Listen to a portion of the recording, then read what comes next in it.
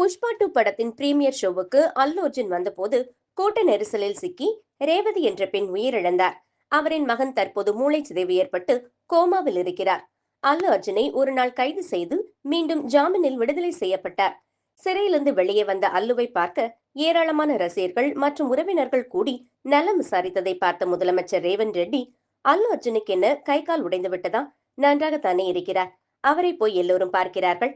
பாதிக்கப்பட்ட குடும்பத்தை திரைத்துறையினர் யாரும் போய் பார்க்கவில்லை என்று கண்டனம் தெரிவித்த பிறகு அல்லு அர்ஜுனின் தந்தை மருத்துவமனைக்கு சென்று தேஜஸ்ரீ பார்த்தார். அல்லு அர்ஜுன் ஜாமீனை ரத்து செய்ய கோரி போலீசார் சுப்ரீம் கோர்ட்டில் மேல்முறையீடு செய்துள்ளனர். மேலும் சம்பவத்தன்று கூட்ட நெரிசலில் சிக்கி பெண் ஒருவர் இறந்துவிட்டார் என்று போலீசார் கூறிய பிறகும் விளம்பரத்தை விரும்பும் அல்லு அர்ஜுன் கண்டுகொள்ளாமல் காரில் ஏறி ரசிகர்களுக்கு கையசைத்துக் கொண்டிருந்தார். என்ன மனுஷன் இவர்னு முதலமைச்சர் கோபத்துடன் கூறியிருந்தார். இன்னமும் பாதிக்கப்பட்ட குடும்பத்தை சென்று பார்க்காத அல்லு ஒரு பேட்டி அளித்திருக்கிறார். எனது பெயரை கெடுப்பதற்காகவே பலர் எனக்கு எதிராக தவறாக பேட்டி கொடுக்கின்றனர் என்று கூறியுள்ளார். இவரின் இந்த பதிவுக்கு பிறகு மர்ம நபர்கள் சிலர் அல்லு வீட்டின் மீது கல்லெறிந்து நேற்று திடீர் தாக்குதல் நடத்தினர். உஸ்மானி பல்கலைக்கழகத்தை சார்ந்த மாணவர் அமைப்பு இந்த கல்வீச்சுக்கு காரணம் என்று அவர்களை கைது செய்ய நடவடிக்கை எடுக்கப்பட்டு வருகிறது.